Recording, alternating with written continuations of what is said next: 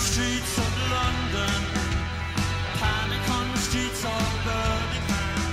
I wonder to myself, could life ever be sane again?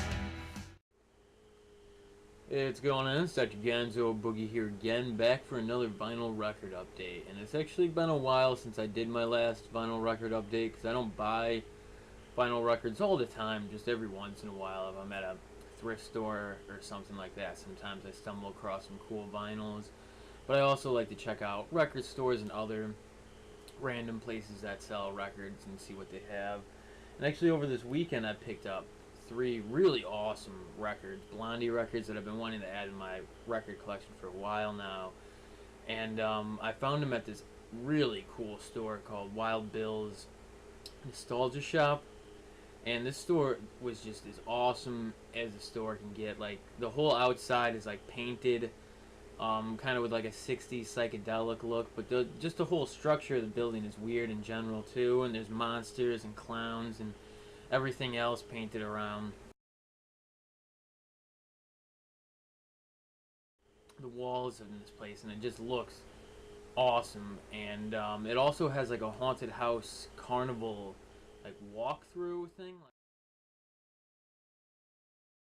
There's like clown heads, you know, huge structured clown heads made out of wood or something, like above like a tower at this place. And it's just an awesome place. But they sell records and posters and CDs and DVDs and all that good stuff, and action figures, all the stuff I love.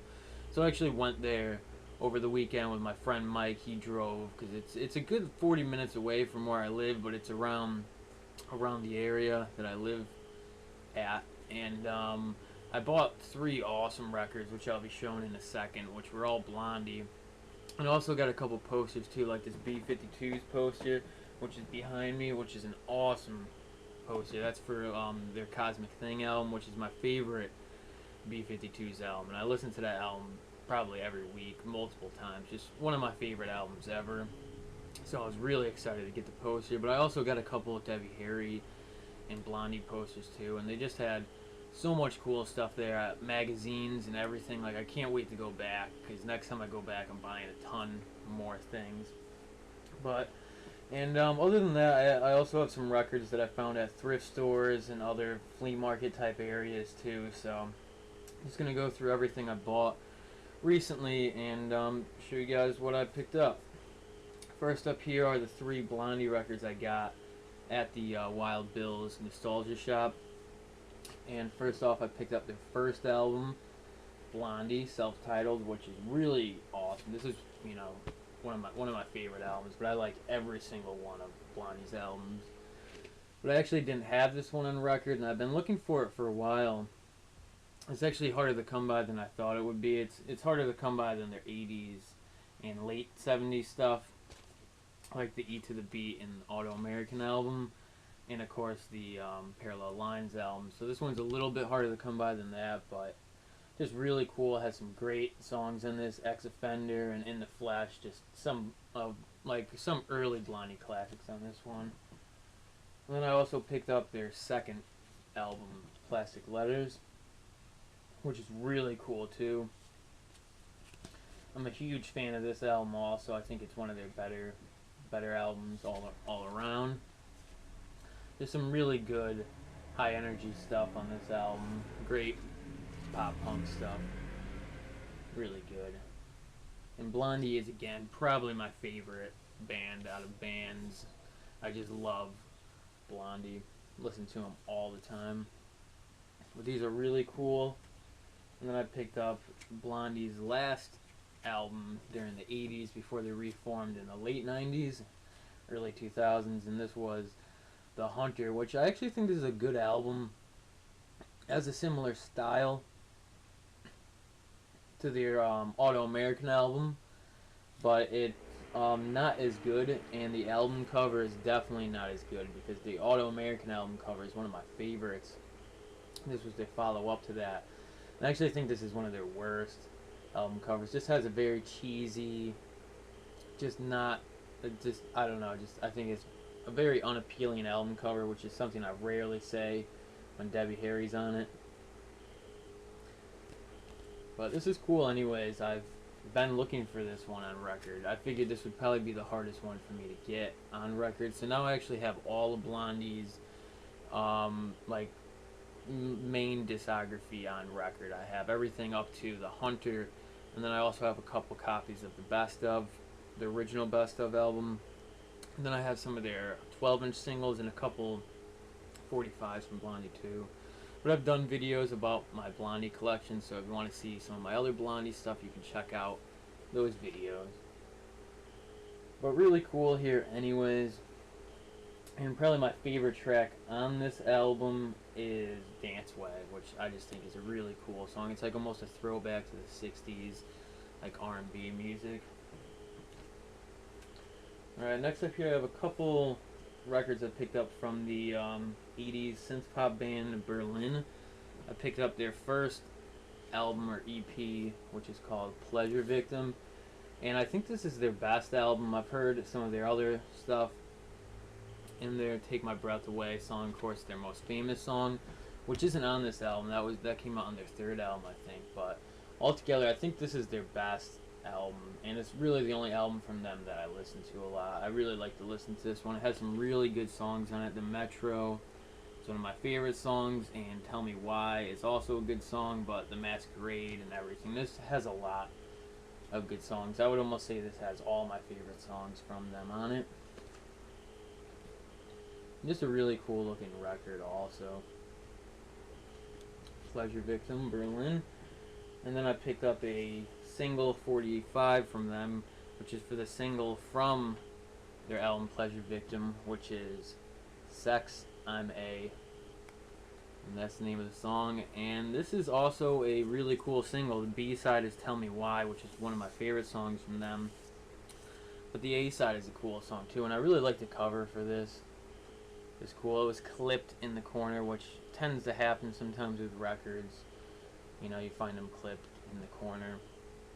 But I didn't get that, you know, I didn't pay too much for it, so it didn't bother me that much. Still really cool from the album Pleasure Victim. Just glad to have this.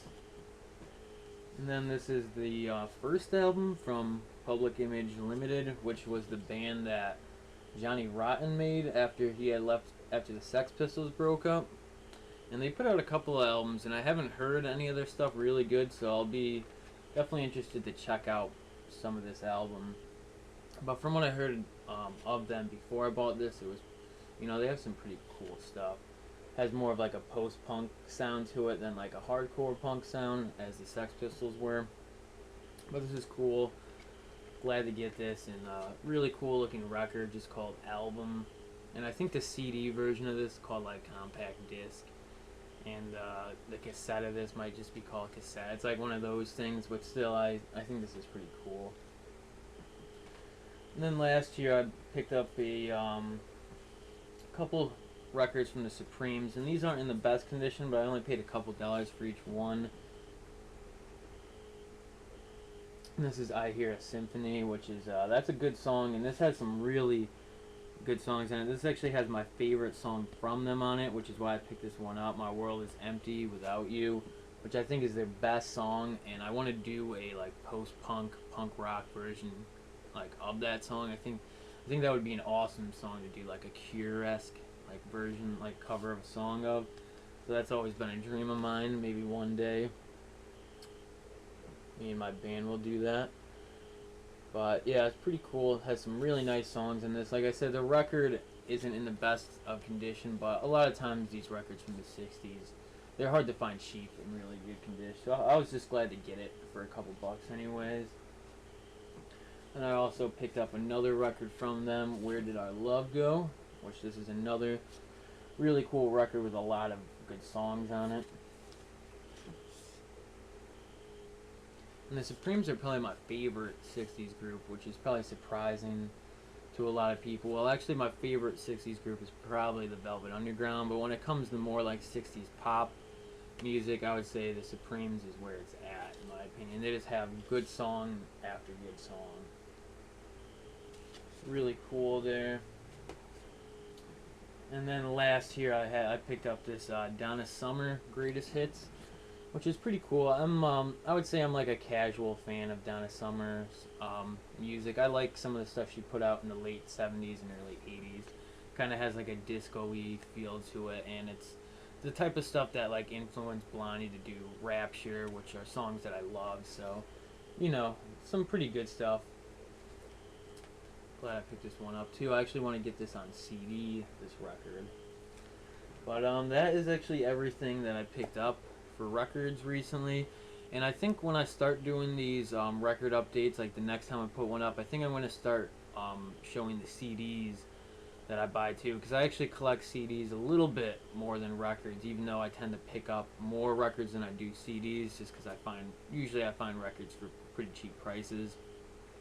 But I also hunt for CDs at thrift stores and order CDs offline all the time. So probably in my next record update, I'll show some of the CDs that I picked up recently too. But I hope you guys liked the video, and if you did, definitely give it a thumbs up or leave a comment. And thanks for watching.